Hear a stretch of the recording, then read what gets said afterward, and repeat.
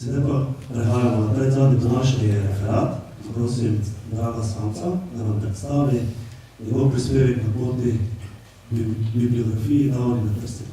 To pa sledi še predavanje magistra Jureta Mačka in oba prosim, da se držita 15-minutne časovnice. Spoštovani, najprej vam želim lep dan.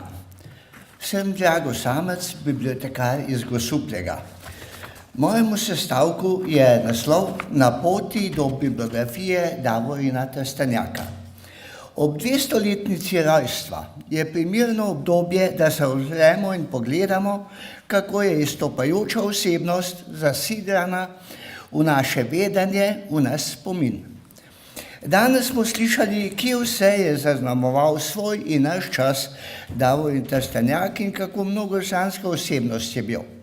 Ob osnovnem duhovniškem poklicu se je sam označil še kot arheolog, numizmatik, geolog, historik, pesnik vsake pesniške baže, lirik, epik, dramatik. Pri oziranju na delo pa nam pomagajo tudi biografski in bibliografski sestavki, ki se pogosto prepletajo. Doslej se je zvrstilo več biobibliografij Davorina Trstenjaka, a vse so ostale zamejene v okvirih možnosti in namena. Prva bibliografija ga je obravnavala le kot sodelavca Blajvajsovih novic, že ob 70-letnici v Konjevi biografski knjigi o Trstenjaku. Sestavil jo je Anton Trstenjak s Krčevine pri Ormožu. V letu njegove smrti je opisno bibliografijo podal Josip Maran v svojem jezičniku. Dobra 30 letja potem je slavist Anton Slodnjak iz ne tako oddaljenih Botkovec zagovarjal disertacijo o njem pri doktoru Francu Kidriču. Obsežna disertacija je ostala v rokopisu, je pa Slodnjak ob 90-letnici smrti napisal izčrpen pogled na Trstenjakovo delo v slovenskem biografskem leksikonu. Vmes so se zvrstili skozi čas prispevki sodelavcev in znancev, Janka Pajka, Jakoba Sketa, pa bibliotekarja Joža Glonarja, tudi diplomske naloge, vse do sodobnih zapisov o njem.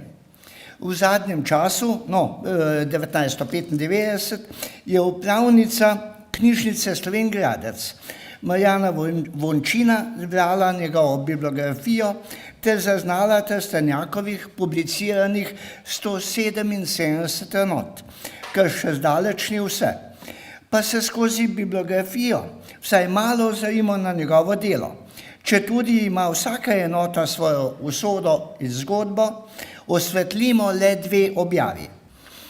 Njegova druga objava v letu 1839 je pesem posvečena nadvojvodi Janezu z naslovom Na den visokega rojstva njihove cesarsko kraljeve visosti nadvojvode Janeza. Nastala je na pobudo mecena Ivana Gotvajsa iz Ljutomera in kot pravi avtor sam. Rad sem njegove želji ustregal in v 3 dneh je bila pesem tiskana in svetlemu nadvojvodi od deputacije izročena. Zraven je stala tudi od mene oskrbena nemška prestava. Pesem se svetlemu knezu dopade, on vpraša po pesniku in doktor Gotvajs me je mogel svetlemu nadvojvodi predstaviti.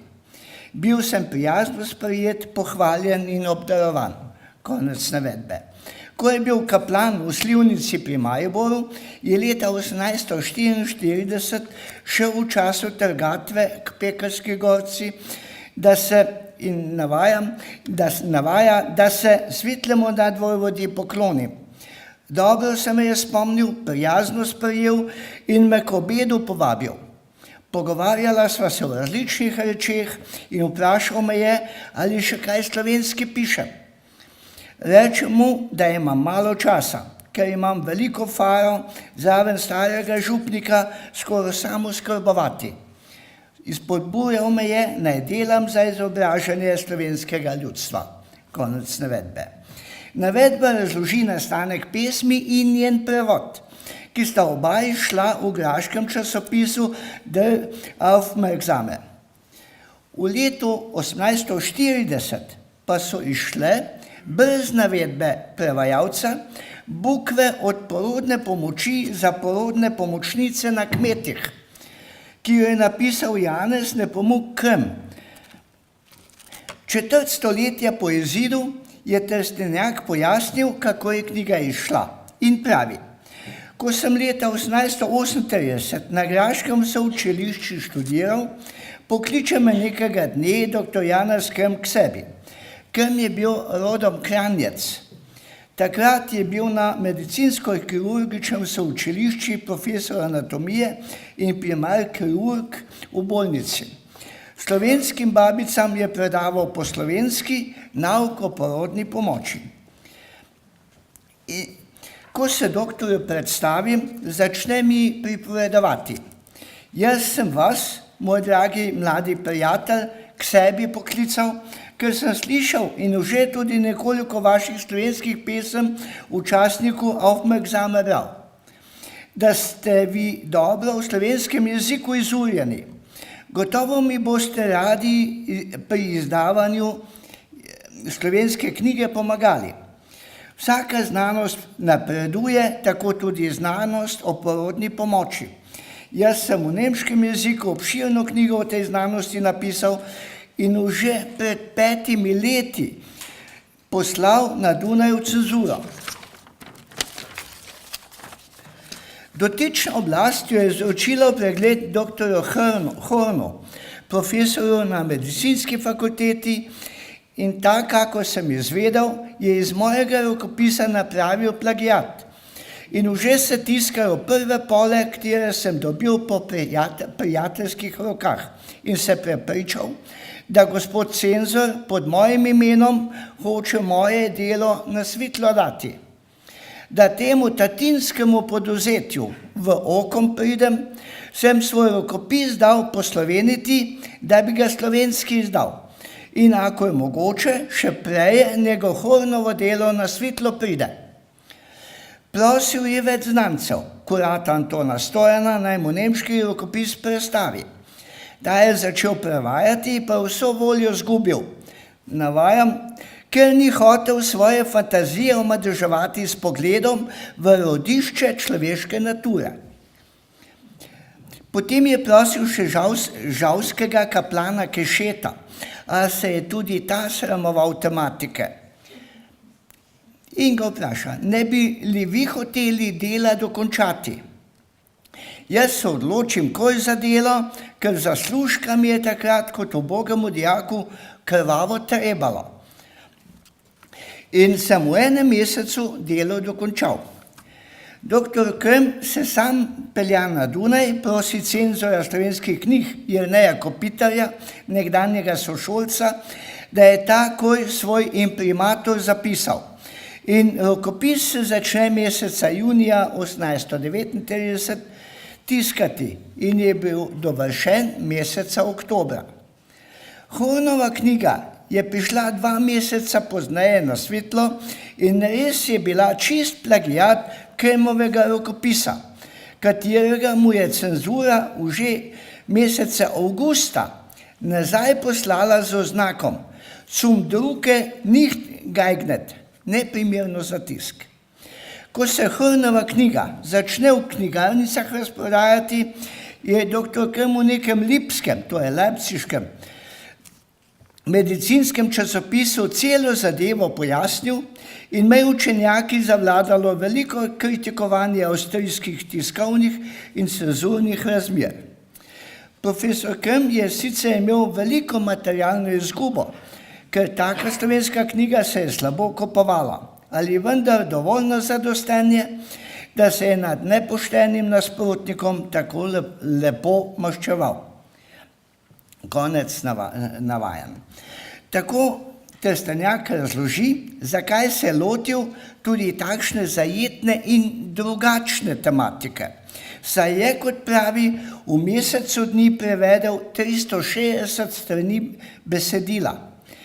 Ohranjeni pa so le 4 izvodi prevoda v 4 slovenskih knjižnicah ter eden na Dunaju v nacionalki. Spremna informacija pa je, da tudi plagiati niso sodobna iznajdba. Ko smo že pri prevodih, Trstenjak je za tisk prevajal iz francoščine, nemščine in angleščine.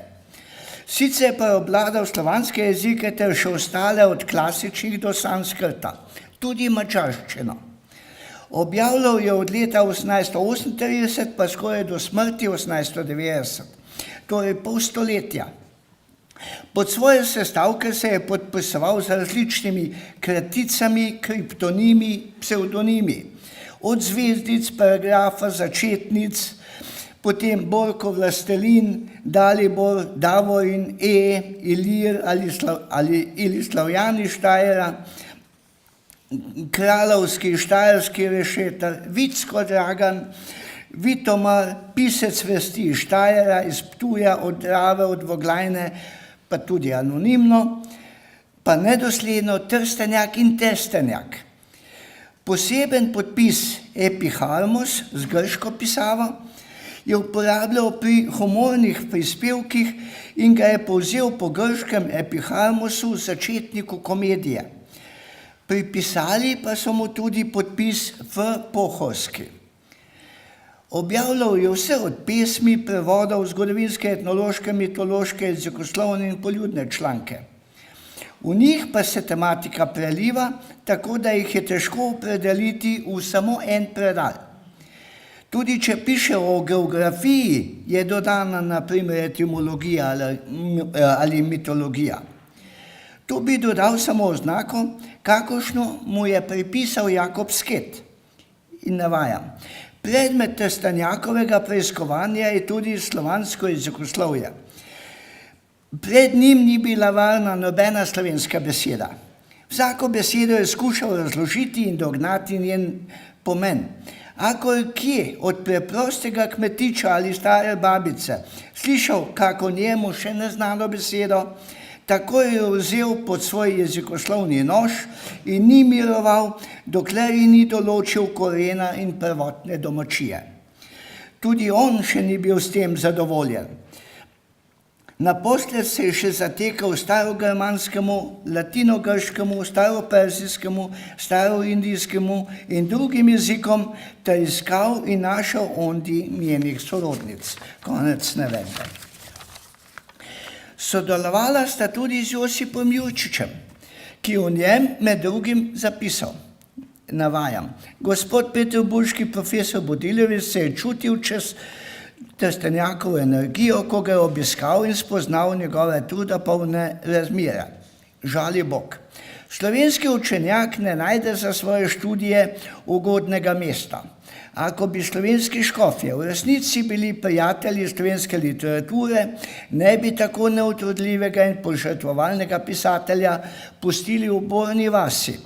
Priskrbeli bi mu službo, v kateri bi si lahko nakupil potrebne knjige, da bi mu ne trebalo pred govoru britko pred učenim svetom potoževati, da zaradi tega je delo pomanjkljivo, ker si le sčasoma mora kupiti literarne pomočke, kadar mu Bog blagoslovi polje in hlev. Konec navedbe. To misel je dopolnil Matija Murko, ko je ob odkritju plošče 1896 povedal. Spet navajam, naš slavljenec je bil dober in skrben gospodar. Samo tako je mogel marsikaj žrtvovati na oltar slovenskega rodoljubja, posebno pa si nakupovati dragih in mnogih knjig, kakršne kupuje učenjakom država za tisoče in njim jih hrani v bogatih knjižnicah. Konec navedbe. Ob vseh zadolžitvah in težavah je bil Trstenjak neverjetno pišoč avtor. Ivan Grafenavar v članku za Stanojevičovo narodno enciklopedijo pravi, da je Trstenjak objavljal periodiki z naslovi Danica Ilirska, Zora Dalmatinska, Der Aufmerksame, Karniolja, Kroacija, Steiermarkische Zeitung, Steiermarkische Zeitschrift, Styria, Südslawische Zeitung, Jahrbücher für slawische Literatur, Kunst und Wissenschaft, Ost und West, Presse, Union, Politik, Vaterland, Blave Sovenovice, Slovenija, slovenski narod, Soča, slovenski gospodar, slovenska pčela, slovenski glasnik, Besednik, Zora, Vesnik, Kres, slovenski pisatelj, Drobtinice, Zgodnja danica, Koledar družbe, Mohove družbe, Letopis Matice slovenske ter v Celovškem in Ljubljanskem Slovencu. Nekaj njegovih pesmi sta skladatelja Ipavca uglasbila in še vedno živijo na odrih s pevskimi zbori.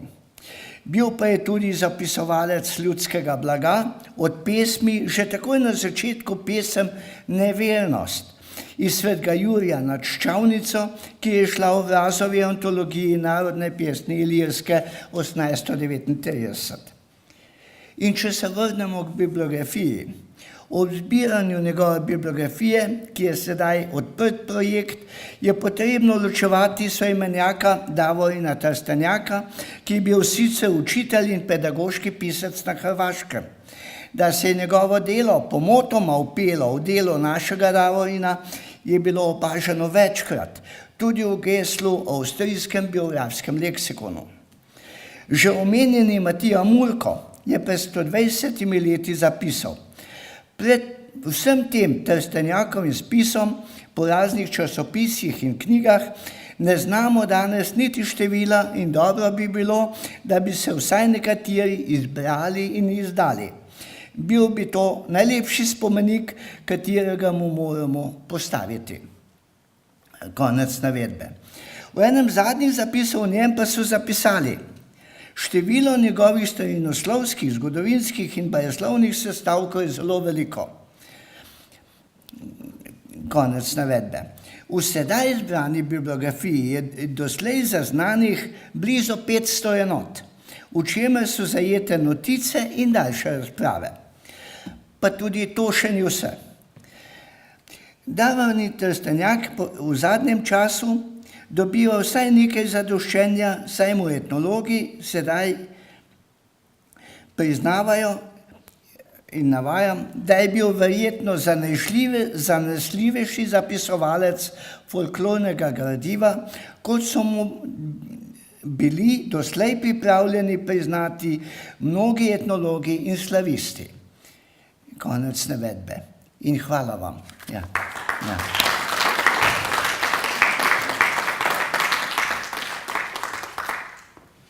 Hvala gospodu Samcu za njegov prispevek. Medtem se nam je tiho pridružil Tone Peršak, minister za kulturo Republike Slovenije, in jaz ga v imenu vseh nas lepo pozdravljam.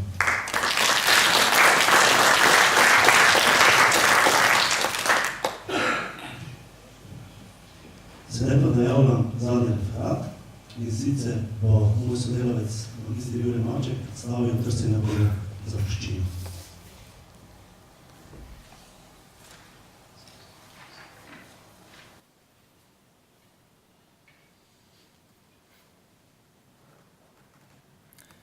Spoštovani, kot zadnji današnji referent bom predstavil še zapuščino Davorina Trstenjaka, ki jo hranimo v Pokrajinskem arhivu Maribor.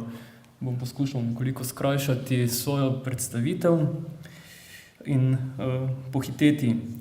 Skratka, v Pokrajinskem arhivu Maribor od leta 1963 hranimo zapuščino Davorina Trstenjaka.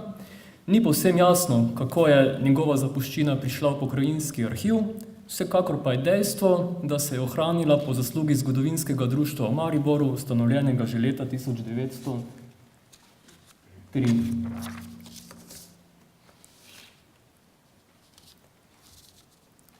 Osebni fond Trstenjak Davorin obsega danes 2 arhivski škatli gradiva in časovno zajema obdobje med leti 1836 in 1889. Gradivo smo v arhivu ob urejanju in popisovanju razdelili po vsebini na več kategorij. To so spisi in rokopisi Davorina Trstenjaka, korespondenca Davorina Trstenjaka, beležke jezikoslovnega značaja in razne popotniške beležke, ter kot zadnja kategorija nerazvrščeni spisi in pa spisi brez naslova. Fond je danes urejen, popisan in pa javno dostopen na našem iskalniku Siranet, lahko poiščete na internetu. Največji del Trstenjakove zapuščine predstavljajo spisi oziroma rokopisi. Ohranjenih je več kot 240 rokopisov naslovi in še več beležk zapiskov, ki so nerazvrščeni oziroma nimajo svojih naslovov. Spisi in rokopisi kažejo na izjemno raznovrstno Trstenjakovo zanimanje, o katerem smo danes že poslušali, zato ne bom našteval vseh znanstvenih področij, ki se jih je dotikal v svojih raziskavah. V nadaljevanju bi predstavil samo nekoliko kategorij gradiva oziroma spisov in rokopisov. Razdelil sem jih po posameznih področjih, čeprav je to izredno težko ravno zaradi prepletanja njegove znanstvene dejavnosti. Velik del spisov predstavljajo spisi o Venetih. Tukaj sem dal dva primera. Spis o pomenu imena Venet, drugi spis k narodnosti starodavnih adrianskih Venetov. Ohranjenih je še več spisov o Venetih, recimo o sorodnosti Homerovih Venetov, še ena beseda iz jezika starodavnih Venetov, danes že omenjen spis Vindobona je Slovencev Beč in pa tudi Venetiš rusiše vorte oziroma venetsko-ruske besede, spis v nemškem jeziku. Naslednja kategorija spisov so spisi, ki se ukvarjajo s pomenom imena nekaterih ljudstev in pa plemen. Tukaj sem izbral spis o pomenu imena Srb, Srbin, spis o pomenu imena Anti. Ohranja sta tudi dva zanimiva spisa o imenu Panonija oziroma ljudstva Panonov, ter pa spis o pomenu imena Hrvat.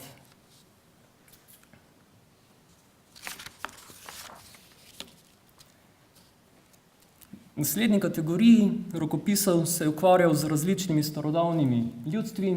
Tukaj govori o narodnosti, ljudstev, jeziku, zgodovini in pa seveda tudi izvorov ljudstev. Naj omenim samo nekatere. Ukvarjal se s starodavnimi ljudstvi, kot so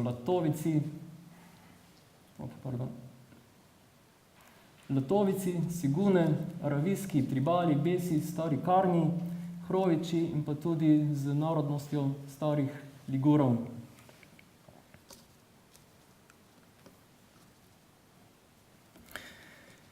Tako pridemo lahko k njegovemu jezikoslovnemu delu.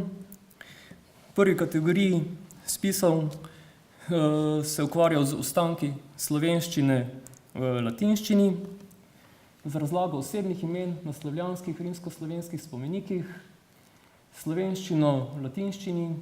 Tak naslov nosi več spisov, tukaj je primer besede kapsa oziroma shramba. Ukvarjal se s slovenskimi imeni na kranjskih rimskih spomenikih, z nerimskimi ličnimi imeni, napisih rimskih kamnov, najdenih na Kranjskem, in pa ohranjenih je tudi več spisov slovenščina v latinščini, katerih se pa ukvarja z določenimi latinskimi oziroma, kot on pravi, slovenskimi besedami. Naslednji sklop spisov nosi naslov Ostanki slovenščine v nemščini. Tukaj se ukvarja z ostanki slovenskega jezika v tirolski nemščini, z slovanskimi elementi v tirolski in pa koroški nemščini, pa tudi slovanskimi ostanki v dolini Val d'Oron.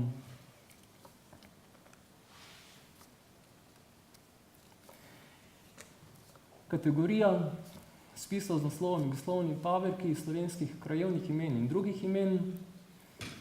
Tukaj govori o jezikoslovnih paberkih slovenskih krajnih imen oziroma krajevnih imen. Ukvarja se z izvorom oziroma poimenovanjem krajevnega imena Bled, zakaj se Terk Kozje, veliko nemško Dreichenburg. Ohranjenih je cela množica spisov z naslovom jezikoslovni paberki. Tukaj sem izpostavil primer enega od njih z naslovom Pogan in pa tudi spis z naslovom Kmet.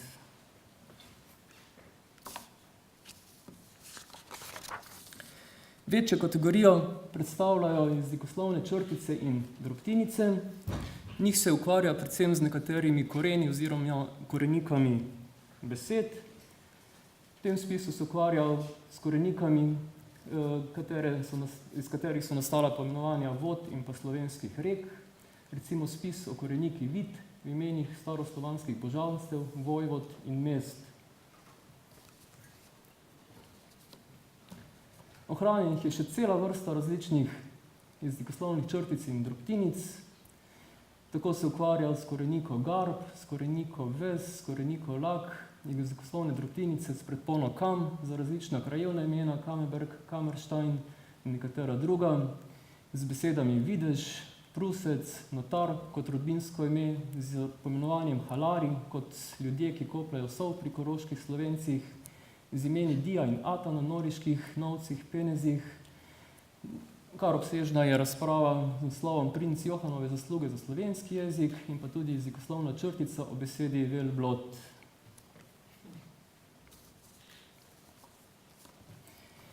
Manjši del zajemajo spisi, ki se ukvarjajo z etnografijo, geografijo. Tukaj je predvsem izpostavljena etnografija in geografija Panonije, nekaj o obleki in živežu starih Panonov v tem spisu, daljši spis z naslovom etnografske razmere v nekdanji Panoniji od pradobe in rimskega gospodstva in pa tudi nekoliko pojasnil stare geografiji Panonije in Panorika. Daleč največji sklop ohranjenih rokopisov se navezuje na mitologijo in različna božanstva. V tem spisu se recimo ukvarja s pomenom leva na rimskih kamnih, najdenih v nekdanjem Noriku in Panoniji. Tukaj imamo naslov v simboličnem pomenu kače na spomnikih nekdanjega Norika in Panonije.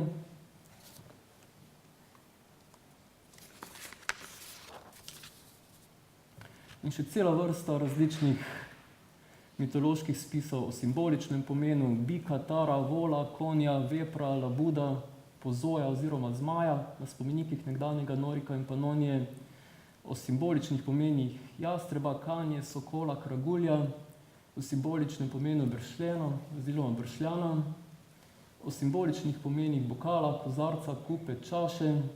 Ukvarjal se tudi s figovim drevesom, banano, ashvatom na noričkih in panonskih rimsko-slovenskih spomenikih, o emblemih na rimskih kamnih, cvet lota, na primer,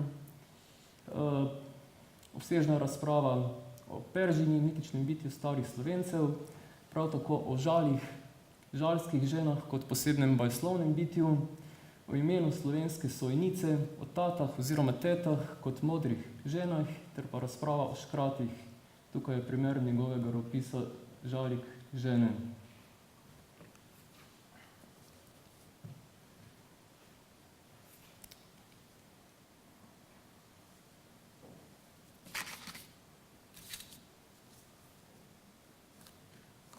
Samo trenutek.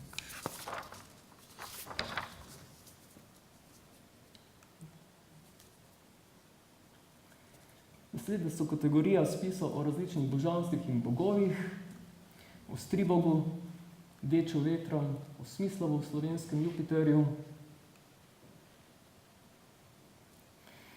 Še kar nekaj razprav o božanstvih in bogovih, Acman in rimsko-slovenska boginja Acaluta, o bogu Latoviju v nemščini, o boginjah Lada, Avška, Jagoda, Kriko, Kruk iz Celeja, o boženstvih Trojan, smo danes že slišali Triglav, različnih dramskih božanstvih, o Radogastu, božanstvu Herstu, Lelu in Polelu iz severnoslovanske oziroma litvanske mitologije in bojevslovja, o časti ognja ali o staroslovanskih božanstvih, o staroslovenskem božanstvu Sin, boginji Nureji, o nekaterih bogovih smrti, o slovanskem sončnem bogu in pa tudi o miši kot posebni demonski živali v narodnih slovenskih povestih.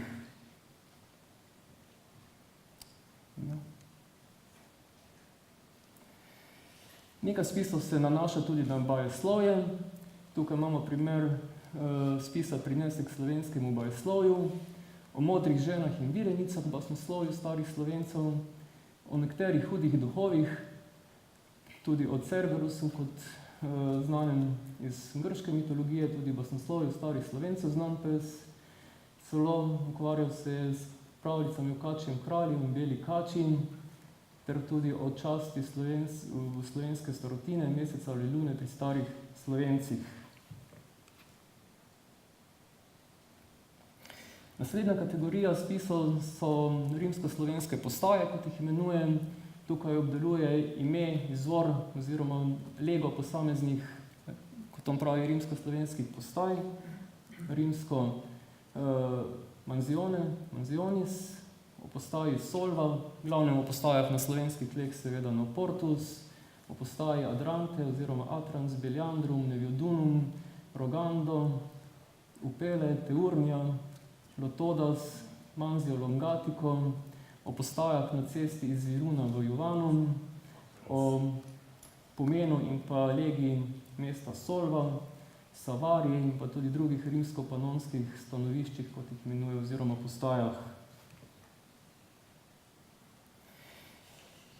Ne nazadnje so ohranjene tudi zgodovinske številne razprave, nekaterih smo danes že slišali, tukaj recimo razprava, zgodovinsko-rodoslovna razprava, Variant de Graz, ukvarja se tudi z rodbino grofov Turn Valsasina, o barbariških penezih, o prehodu Istre pod rimsko oblast, s Kelti, z Nestorovimi Vlahi, govorijo tudi o stari Akvileji, prav tako je kar obsežen spis iz zgodovine starega Norika, razpravljajo tudi Salavarju, prvem mestu metropolita panonskega Metoda in pa tudi o položaju Pribinovega Blatenskega kostela in pa cerkve Busenica.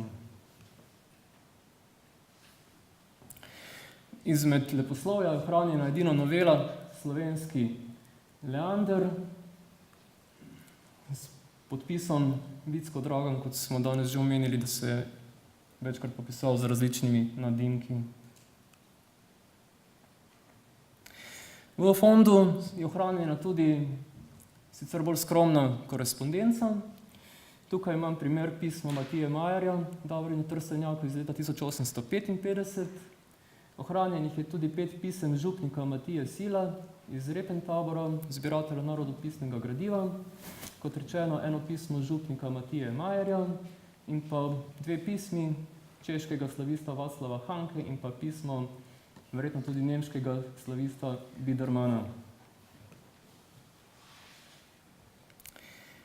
Poleg fonda osebnega, ki ga hranimo v Pokrajinskem arhivu Maribor, pa se gradivo oziroma korespondenca Davorina Trstenjaka nahaja tudi v nekaterih drugih fondih, ki jih velja seveda pogledati. Tako v fondu Turner Pavel je ohranjenih kar 17 pisel Davorina Trstenjaka Turnerju iz časa 1880-1890.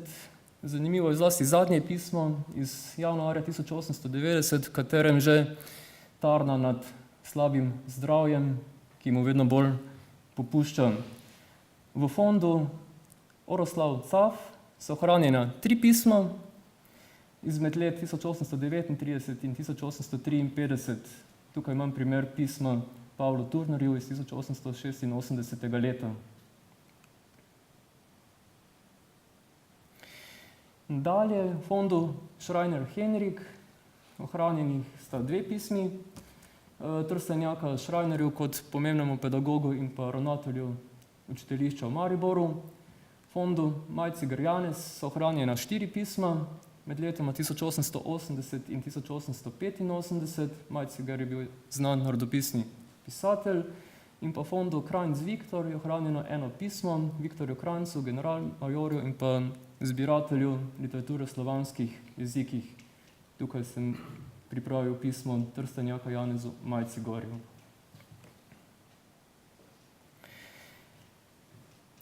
Ena notica oziroma novica o Davorinu Trstenjaku je ohranjena tudi v fondu Slovanska čitalnica. In sicer je tukaj ob 1000-letnici svetega Cirila in Metoda Davorin Trstenjak daroval 16 in na to še 5 goldinarjev. Tako, s tem bi jaz končal svojo kratko predstavitev. Seveda nisem mogel predstaviti vsega gradiva, ki ga hranimo v Pokrajinskem arhivu, zato vas ljudno vabim, da sami obiščete naš arhiv in se lotite izredno bogatih rokopisov in vas ljudno vabim k raziskovanju. V predverju pa je tudi še predstavljenih nekaj Trstenjakovih rokopisov in pa spisov originalov, seveda. Hvala.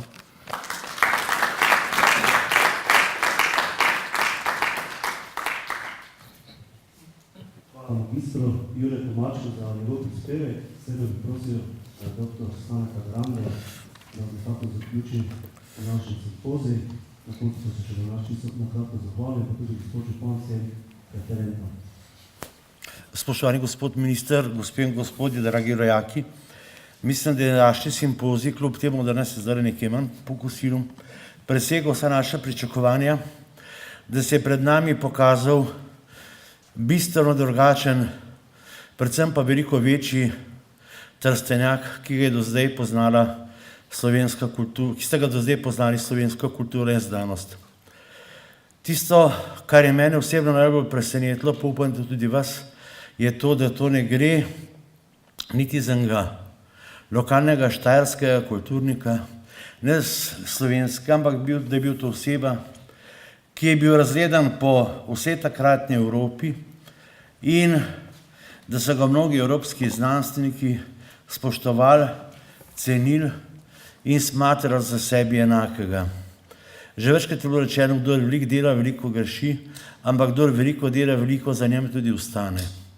In mislim, da je današnji simpozij pokazal, da je za Davorinom Trstenjakom ostalo veliko več, kot se je domnevalo, predvsem, da so pa mnogi njegovi rezultati veliko trajnejši, pomembnejši in da je bilo vse tisto delo, ki je bilo vloženo v ta simpozij in vsa sredstva, da so bilo pravzaprav, da vse se skupaj upravičilo. Torej, hvala domačinom in prosim še za kakšne take simpozije. Namreč preveč imamo še ljudi, ki so v slovenski znanosti pozabljeni ali pa premalo upoštevani. Če se človek sprašuje, zakaj se je v Davorinu Trstenjaku tako neprimerno izražalo, mislim, da moramo upoštevati tudi dve stvari, oprostite, zdaj pa jaz nesramen. Bil je Štajerc in kot Štajerc je že avtomatično bil manj vreden v slovenskem prostoru, kajti slovenska kultura in znanost sta, kot pravi Boris Pahor, bom dal še za tržačne primernosti, mislim, da pravi, da je izrazito monocentristična, kar je v Ljubljani je nekaj vrednost, ostalo je pa na figa. In seveda je bil tudi duhovnik, s tem pa seveda tudi za mnoge človek druge kategorije. Ampak z ljudmi, kot je bil Trstenjak, smo stali pa obstali. Hvala lepa.